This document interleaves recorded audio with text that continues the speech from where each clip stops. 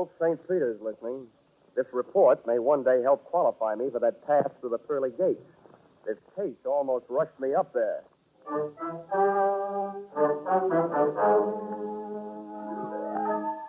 This is another adventure of America's fabulous freelance insurance investigator, Johnny Dollar. At insurance investigation, Johnny Dollar is just an expert. At making out his expense account, he is an absolute genius.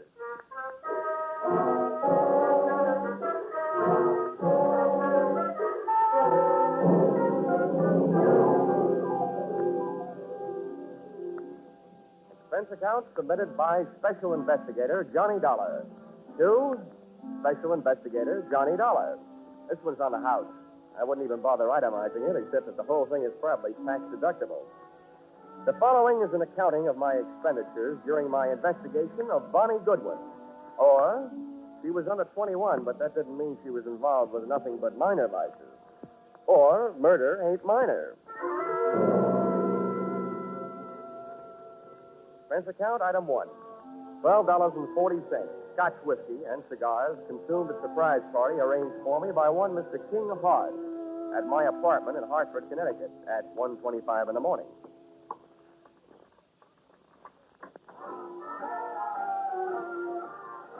Well, who are you? And which one of us is in the wrong apartment? Neither one of us. I'm King Hart. I came down from New York to see you. I hope you don't mind my helping myself to a cigar while I was waiting. Well, no, not at all. I'd even join you in a drink of my scotch, only I don't think I could squeeze it out of the cork. I'll send you a case. Send me a copy of your pass key while you're at it. Maybe I can drop in on you sometime. This verges on the illegal. Let's not waste time trying to scare each other, huh? Let's talk business. What is your business? Well, that verges on the legal.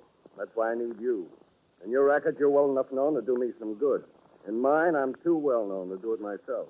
Do what? Find a girl for me. Oh, now, wait a minute. I'm in the insurance business. So's the girl. She's a beneficiary of my insurance policy. This is a very unusual case. I was a sucker. The way that policy is written, I need her signature to do what I want to do. Change the beneficiary? Yeah. I'm all set to marry an honest dame. She's lovely. Well, I'll tell you, Mr. Hart. I make it a habit to work for big insurance companies, not individuals. Sorry. How come? I can't look up your credit rating in Dun & Bradstreet. Look it up in this wallet. Go ahead. Don't be bashful. Mm-hmm. Yeah, well, you're solvent. Corners of these bills look like the tally on a baseball scoreboard. 1 run on the first and then 3 goose eggs. Help yourself. Not so fast. Your money may be okay, but about your story. What about it? Look, there's any number of good licensed private detectives that you could have gone to. Philip Marlowe, Sam Spade, and Richard Diamond. And he would not only have solved your case, he would also sing you a song. Why did you come to me? I thought you had me straight. I don't like detectives. I'm allergic to coppers, pro or semi-pro. So's the girl. Look, Dollar, all you have to do is find a girl, get her signature on the form, and bring it back. Is that so tough? My wisdom tooth still finds it a little tough to chew. I'd like to see the policy. Sure, I brought it with me. Here you are. Well, this is a motive-sized policy. $100,000. How'd you ever get it, Mr. Hart? When I took it out, I was a haberdasher. Uh-huh. Specializing, no doubt, in bulletproof vests styled by Hart, Schaffner, and U.S. Steel. Oh, yes. Beneficiary, Bonnie Goodwin. That's her. Well, before I can start looking, I should know where she stopped being around. Chicago. You'll find that and a lot of other stuff about her stapled to the back of the policy. My, you're the very model of efficiency. I should be. As a model prisoner, I ran the accounting department at Leavenworth for 5 years. Thanks for not being bashful about your past. Makes it easy for me not to be bashful about asking you for something. What's that? My assignment in writing. I just don't want anybody to get the wrong idea about my association with you. That's okay. All right. You'll pay for the ticket. I guess I'm ready to take the ride. How much?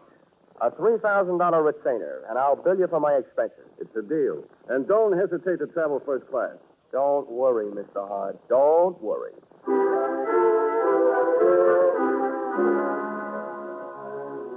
Expense account, item 2, $55.32. Plane fare, Hartford to Chicago. Expense account, item 3, $4. Cab fare from airport to downtown. It takes about half as long to get from the Chicago airport to downtown as it does from Hartford to Chicago airport. I checked into the ambassador where I intended to live. first class. And expense account item 4, $1.20. Cab fare to the Muriel Arms, a female hostelry where I didn't expect to live, but which was Bonnie Goodwin's last known address. Even at noon, it looked like a good place to start an investigation by either the police, the fire, or the sanitation department. My constitutional right. Yeah, why did you give you an answer? 30 days.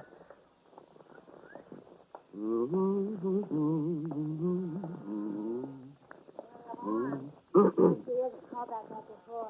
Hello, Muriel Arms. I'm sorry, Miss Graham left a no disturb until 2:30. Hello, Muriel Arms.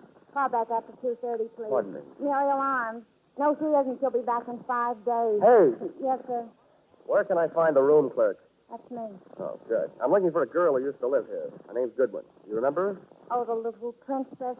Yeah, I remember. I'm trying to forget her. Well, I'm trying to find her. You know where she went from here? No, and I don't care. One of the girls said she saw her hanging around Emma's place back over on West Street. You'll hear it before you see it. I'm sorry, Missy. That's all I got time for. These calls are piling up. Hello, Muriel Arms.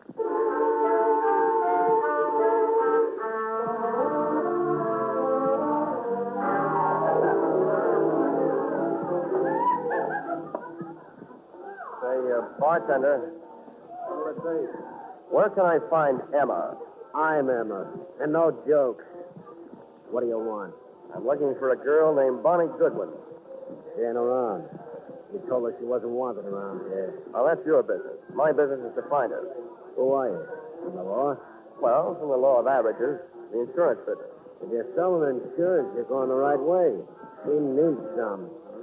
Why don't you try the Flagler apartment?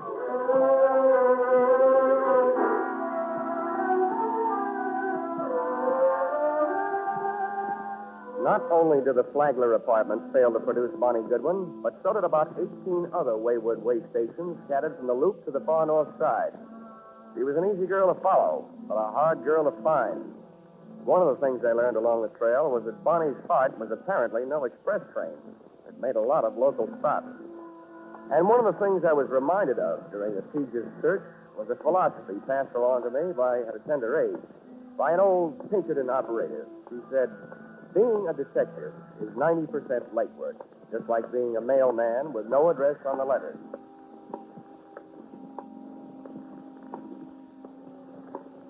Expense account, item 5. $14.95, shoe leather. My brogans and my nerve ends were worn to a frazzle by 8 o'clock that night when I went sniffing up my latest lead, which took me to the desk of a tasty little flea bag on Dearborn. Oh, it felt like you were picking up a 7-year itch just walking into the lobby. Hiya, Sonny. Are you looking for somebody? Yeah, and if I don't find her soon, I think I'll just sit still and let her find me. One of your guests, Bonnie Goodwin. You know her? As much as I know any of them, I guess. She's still here? No. Well, do you know where she is? No, all I know is she moved out of here. Because I asked her to this morning. Tell me, what makes this kid so popular? Makes me nervous. I don't like the people she brings around. You mean me, Grandma? Or do you mean you don't like her choice of friends? I didn't say they were friends.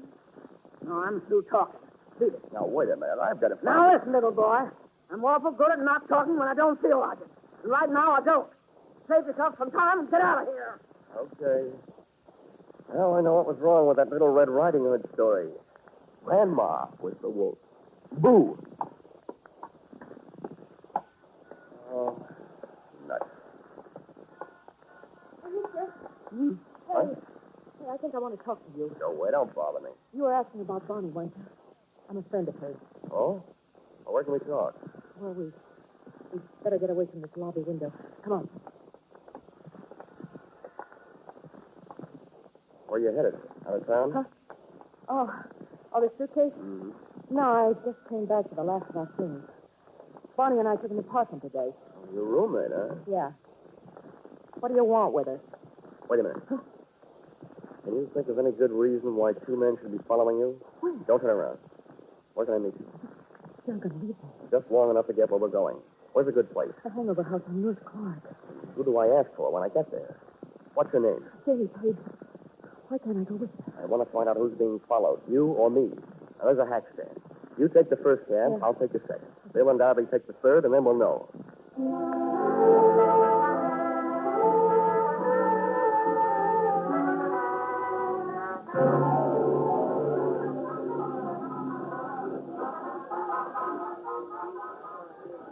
What did you find out? Oh, nothing, Janie. Those guys pitched me the biggest curve since Lefty Grove. What does that mean? Oh, we took 2 cabs, so they took 2 cabs. One of them followed me, so it figures one of them followed you. Any idea why? Now, wait a minute, mister. First, I got to get you straight. I just picked you up on a hunch because you don't look like the other one. Who are you, and what do you want with Barney? My name is Johnny Dollar. My business? Insurance. Insurance? Who's dead? King Hart? Did I hear a hopeful note in your voice, Janie? Well, is he? Look, in my business, I've learned never to give a definite answer to that question. But, as far as I know, he's still alive. He was when I saw him yesterday. He hired me to find Bonnie because he wants to get her name off his life insurance policy. As simple as that. That skunk. After what he put her through. You can file this question under N for none of my business, but just what did he put her through? He built her way up, and then he dragged her way down. And she's still too good for him, for anybody who works for him. I'm getting out of here. Maybe I told you too much about my business. Just enough. You're trying to help King Hart take away the only thing he left us. If I have my way, she'll never sign away the money from that insurance policy. Good night. This was the first chance I'd had all day to make anything happen. With a little luck, Janie Sage was going to finally bird dog me straight to the little chick who had flown so many coops, thus making herself so hard to find. As she started down the 60-foot length of the long, narrow bar toward the back door, I saw 2 familiar hulks launch out of their chairs up near the front door. They were after her, and too big for me, our opponents from that game of taxi tag. So I set about stopping them. I took advantage of the narrow room, the big crowd, and a little bitty drunk. I hated to do it, but I had to turn the bottle baby into a bottleneck. I hope he was too numb to care. Hey, lay off the little guy. Come on, let me over here. Get out of our way. If you like mob scenes, it was a great go-round when it lasted. But it only lasted 40 seconds. Then it got upstaged by some off-scene action out in the back alley.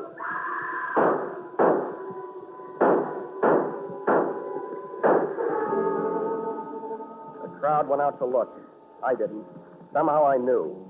My live lead had turned into a dead one. And a morning news flash over my hotel room radio read the funeral services over what little remained of my host.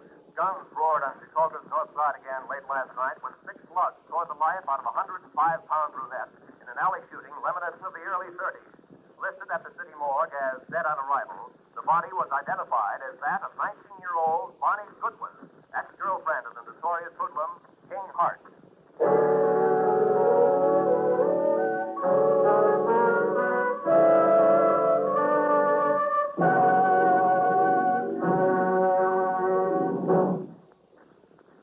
In just a moment, we'll return to the second act of Johnny Dollar. But first, a burly sea captain, a fashion designer, a neurotic young gun collector, and a wealthy socialite. One of them very much dead. These are the elements Police Commissioner Bill Grant faces in his adventure on Call the Police tonight. Join Bill Grant for the thrills of the chase as he sets out to solve the case of the hero's funeral. And then take in Sam Spade's latest two-fisted adventure, well spiced with wisecracks. Bill Grant of Call the Police and Sam Spade, like Johnny Dollar, are regular Sunday visitors on most of these same CBS stations. Now, with our star, Charles Russell, we return to the second act of Yours Truly, Johnny Dollar.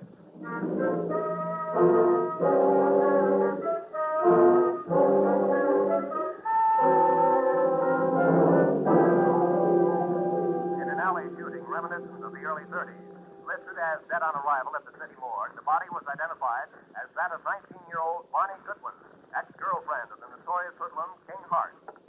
And now for yesterday's baseball scores in the National... Spencer, count item 6. 2250. Replacement of one hotel room radio, which I punched in the dial. After it had told me that the girl I'd been using as a bird dog the night before was really the bird. That I had spent an hour with Bonnie Goodwin, looking for Bonnie Goodwin. I agree that isn't the proper way to turn off a radio, but the fight up to that time had been one-sided. I had to throw one punch even if the fight was all over. But then the bell rang, calling me out of my corner for another round. The bell on my telephone.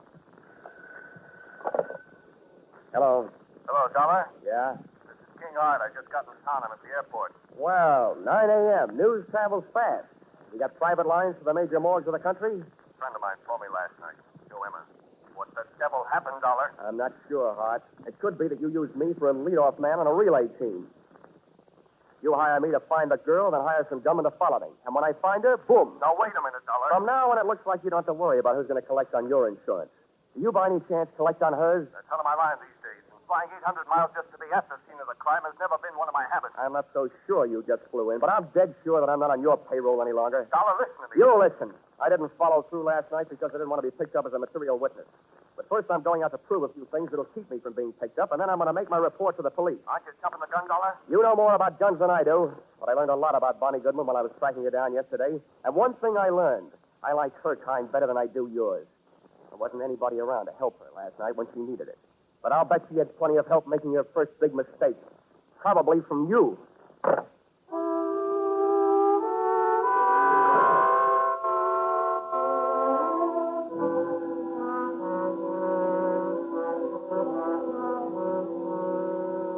Any morgue is a masterpiece of refrigeration. Just thinking of one can give me a real cold chill. When I walk into one, I feel an icicle forming on each separate vertebrae in my spine. And when I start walking out of one, I feel the ice begin to melt. You do yourself any good? Maybe. Thanks for letting me go through a thing. Here, buy yourself a cigar. Oh, this I'll buy a box. It's a big tip. It should be. You've been a big help. I'd gone to the morgue to find an address, and I'd found it. In the suitcase, monogram BG for Bonnie Goodwin. I also found that the body had been identified by her roommate.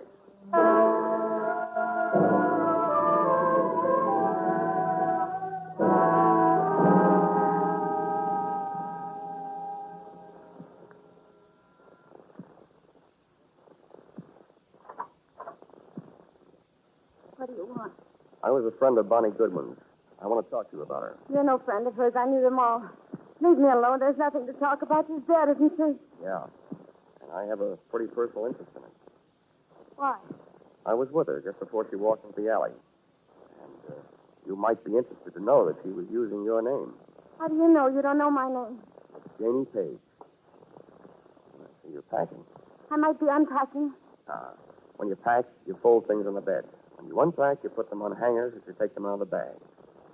Now, you know where you're going? You better close the door. Well?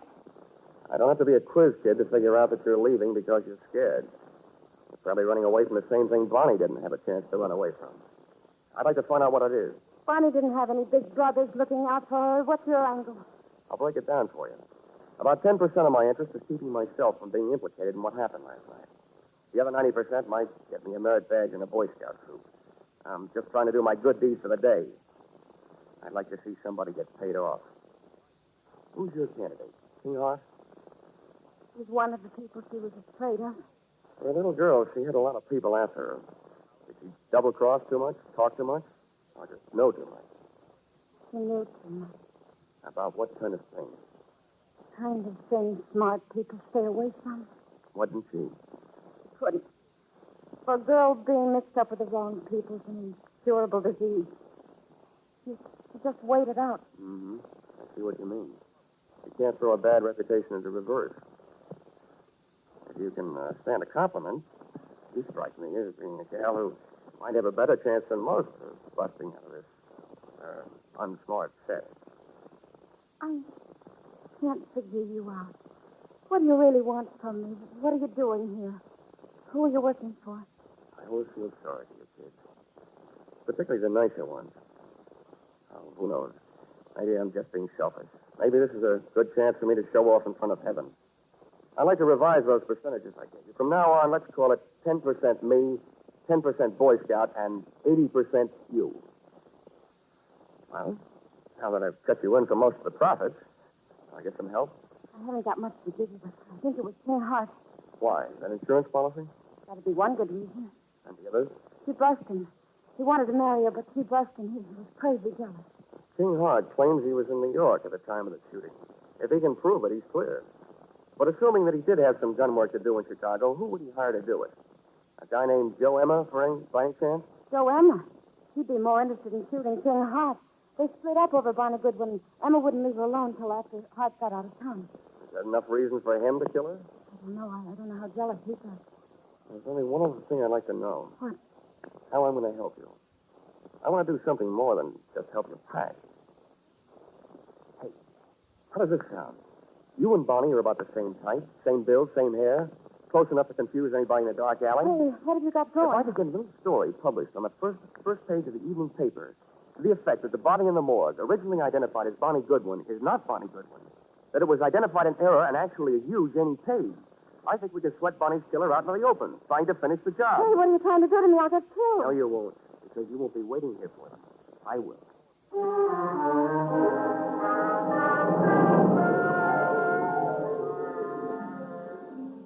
Expense account, item 7, 5 cents. Phone call to an old newspaper friend. Expense account, item 8, another nickel, one evening newspaper. Which proved to me the power of having old friends, and which I hope would prove to me the power of the press. The story, including the girl's address, was right above the weather report. And it looked like a fair night for Chicago, but a stormy night for me.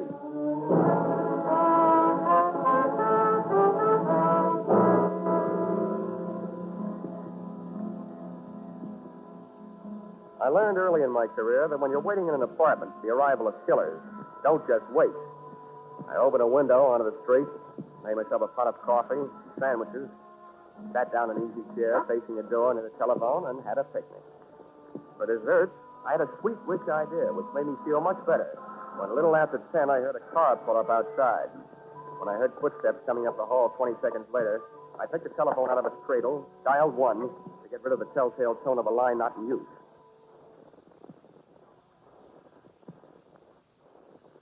Come on in.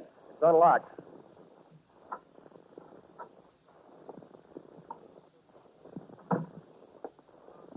King Hart. Repeat, King Hart.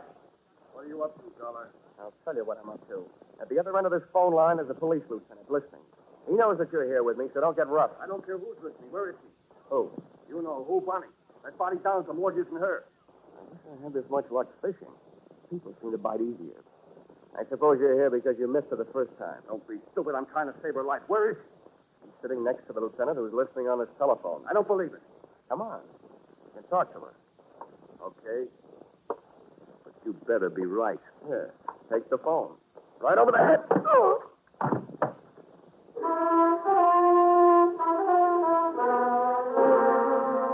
I dragged Mr. King Hart in the living room closet, went back to the phone and really told the police to tell them that I had their man. I still had the phone in my hand when the apartment door opened, framing two masses of manhood, one of whom I knew.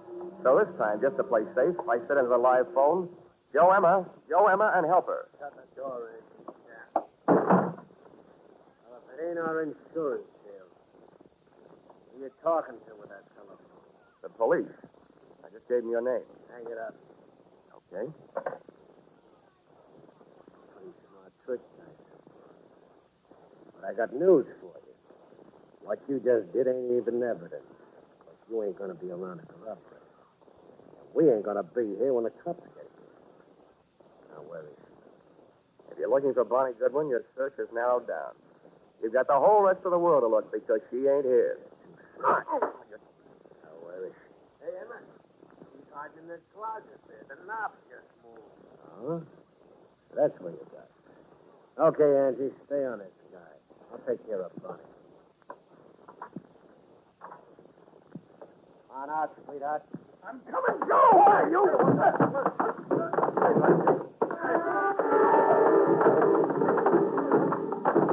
Joe Emma had expected the pleasure of kicking a girl around, but instead found himself being belted around by a man. Angie's right hand dove for his armpit and not distract himself. Just as he snapped another shot at King Hart, I snapped a flying tackle at him. Oh! Now you missed again, Angie, and it's over you. Now.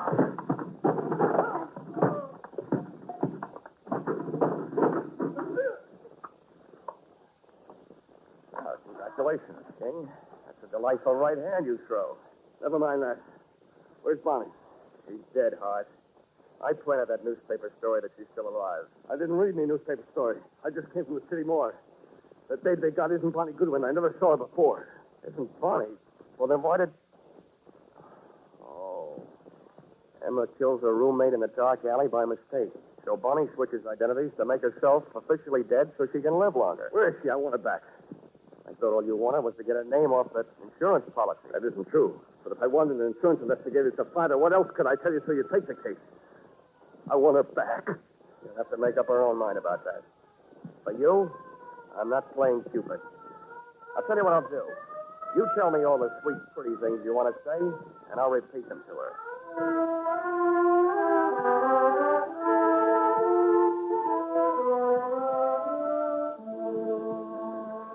Expense account, item 9. $28.40. Dinner, while repeating all the sweet, pretty things King Hart had wanted to say to Bonnie Goodwin. And telling her all the unsweet, unpretty things I felt about his kind of guy. Don't worry, Johnny. I'm not going to him or anybody like him. Now, where are you going? Back to my hometown, I guess. Your hometown didn't seem to do a very good job of giving you a start the first time. How far from Chicago is it? It's only about 28 miles north of here. Here's an envelope. With what's in it, you'd better buy yourself a ticket that'll take you about $3,000 worth west of here. Oh, Johnny, I'm so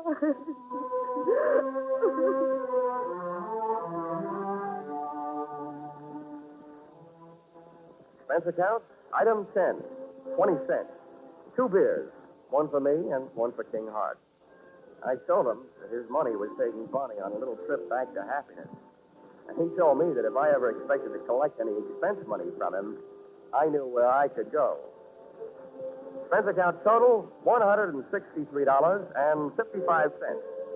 You'll notice that this is very low, but remember, I'm paying this one myself. Yours, very truly, Johnny Dollar.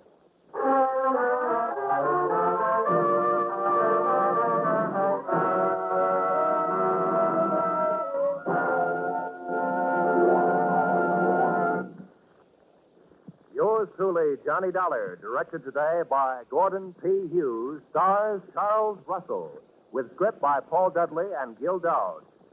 Featured in the cast were Georgia Ellis, Paul Dubov, Martha Wentworth, Lou Krugman, Gene Bates, and Larry Dobkin.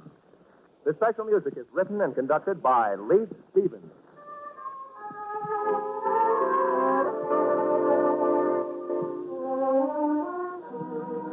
Be sure to be with us at the same time next week when another unusual expense account is handed in by yours truly, Johnny Dollar.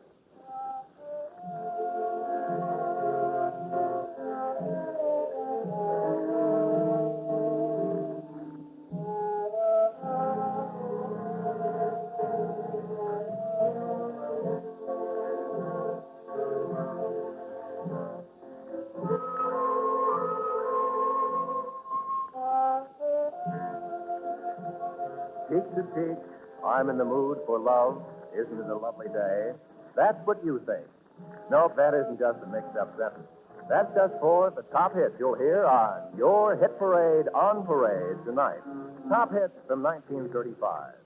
Without a word of warning, I'm on a seesaw. Yes, more hits dressed up in bright new 1949 arrangements and played and sung by the nation's top vocalists and musicians. Be sure to hear your hit parade on parade this evening in Jack Benny's time on all of these same CBS stations. This is Roy Roy. Your hit parade on parade follows immediately.